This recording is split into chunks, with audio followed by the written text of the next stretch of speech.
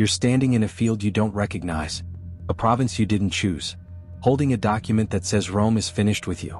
You've marched thousands of miles for this empire, buried men you loved. Your spine won't straighten anymore. 3 fingers on your left hand are gone. You were promised this moment. But standing here, it feels like a lie. Because everything they told you when you were 18, none of it was true. History will tell you that Roman soldiers retired with honor, given fertile land, generous pay, and a peaceful life after service. That's the version they wanted you to believe. But for many veterans of Rome, retirement was only the beginning of another battle. Welcome to Legions and Empires. The deal. Rome didn't build its empire with senators and politicians. It built it with young men. Poor men. Men with no land, no inheritance, no options. You walk into a legion at 17 or 18 and Rome offered you everything.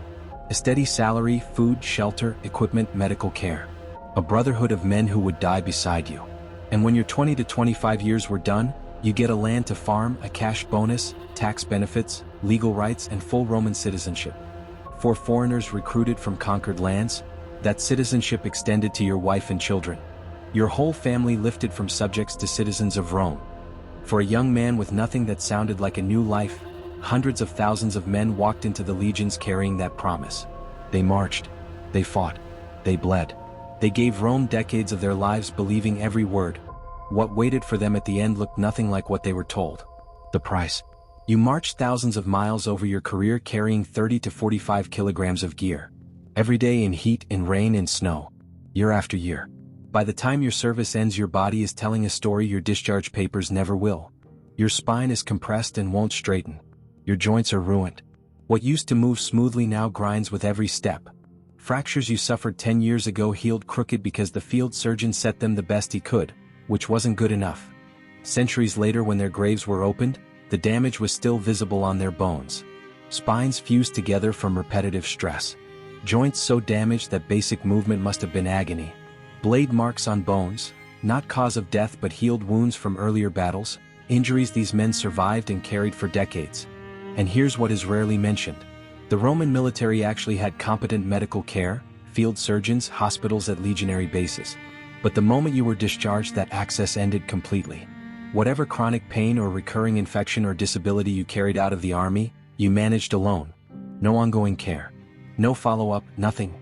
Rome didn't retire you when you'd earned rest. Rome released you when you were no longer useful. The reward. Now take that broken body and put it on the land Rome promised. The land waiting for Roman veterans wasn't the fertile countryside they expected.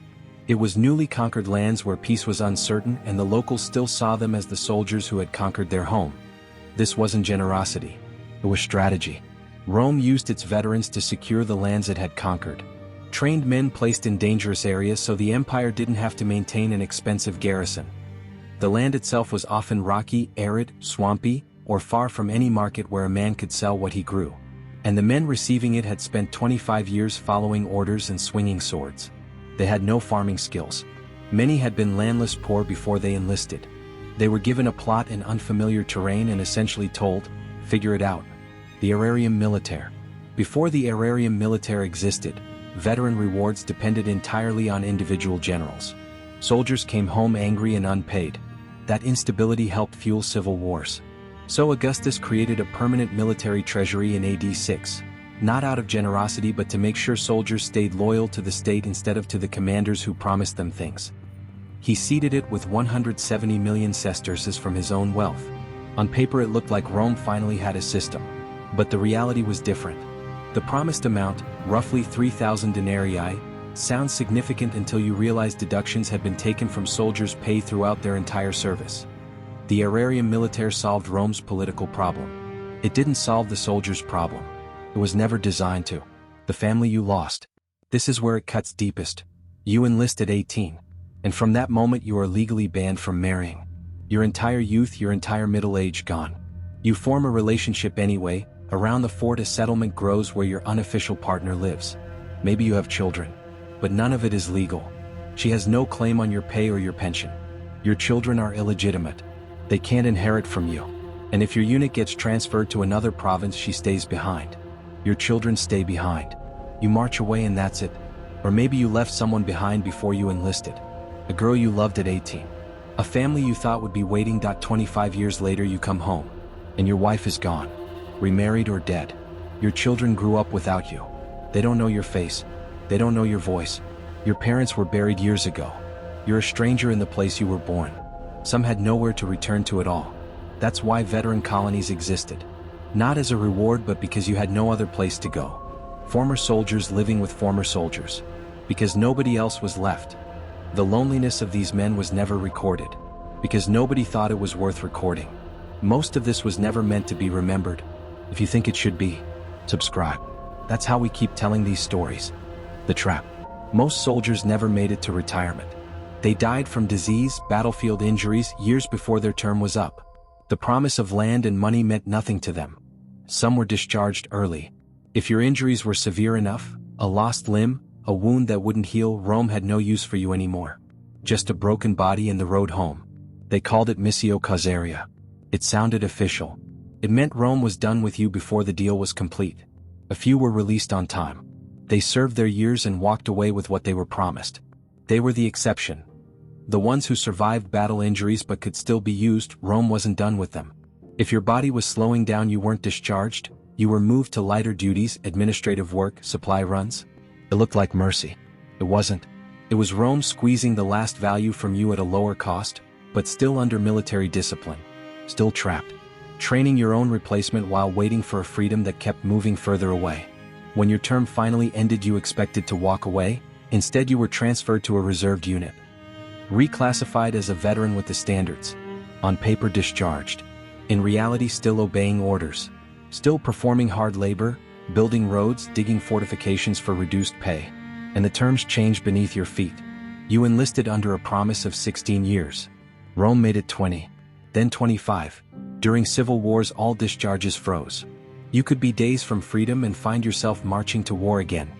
Even after genuine discharge you weren't safe. You could be recalled. Technically as a volunteer. Because when the governor who controls your land grant is the one asking, voluntary means nothing. The betrayals. The corruption ran all the way through the system. Some centurions extorted bribes from their own soldiers. You paid for leave, you paid for exemption from labor duties, you paid to not be beaten. One centurion earned the nickname, "Give me another," because he would break his vine staff across a soldier's back and call for a fresh one. Officers skimmed from pay and rations. Dead men's wages were quietly pocketed. The system of deductions from your salary was opaque enough that a soldier could serve 25 years and find his accumulated savings were far less than they should have been. And the generals, the men who led the campaigns that destroyed common soldiers, retired with spectacular wealth. A general celebrated a triumph and built a marble villa. His soldiers received a small cash bonus and a patch of rocks on a frontier they didn't choose. The invisible wound. There's one more thing you carry. The thing nobody has a name for. You killed at arm's length. With edged weapons. Close enough to see the faces of who you killed. Close enough to feel life leave someone's body. You watched men you loved die in ways that were slow and terrible. You were ordered to carry out things after sieges that you will never speak about. And you did this for decades. Now you're standing in a field holding a farming tool you've never used.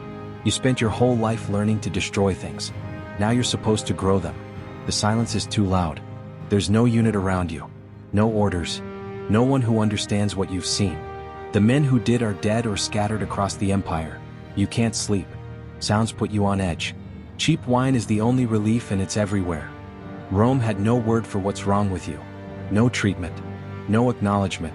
So you suffer in silence. And some of you go back. You re-enlist. Because the army, the thing that broke you, is the only place that makes sense. The breaking point. In AD 14 Augustus died.